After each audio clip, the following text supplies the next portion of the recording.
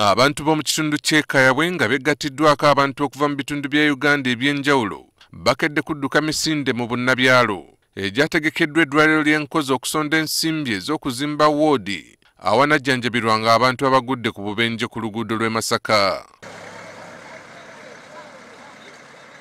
Wano Omulangira David Wasajja abadde omuddusi w'olunaku wasinzidde n'asaba Bannayuganda okuvuga emmotoka n'obuvunaanyizibwa. Saba era twegayirira abo bonna abakwatibwako abavuzi b'ebidduka ku kkubo kulino okugondera amateeka, kubeera abeegendereza, kubeera abobuvunaanyizibwa, kubanga oyinza okwesanga nti sigwa obuzi obubi naye ate omuntu omulala n'abanga yavukiziza ekimama ate n'akutuusaako obubenje.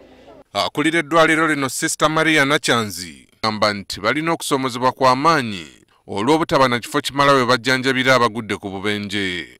Naye kati bwe bajja era bamanyi nti Nkozi hospital yerina otuwa obuyambi kubanga ly'eddwaliro lyokka eriri wakati wa Masaka ne Kampala eryandibadde liwa obuyambi obutuufu, naye tetulina we tubasobola bajjanjabira. Kalumu katono bw'otuukawo era bw'obaba babaleese babayiwa buyiyaawo booli abaapapa kuddayo kunona balala. Ebitongole ebyenjawulo nga kw'otadde n'amagye biddukiridde kaweefube ono. Okumanya nti Bannayuganda be batufuula kye tuli nti tetuyina nnyo era sigamba mbu pinki yonna gw'olaba wano lwakuba tulina ssente nnyingi, naye omutima gw'ekitongole munene. Era okubeera nti tuli Bannayuganda, ekitongole kya wano tuva wano, tutegeera nti okuyamba abaffe aba wano kye kisinga. Aaron Mukama, NTV ku ssaawa emu.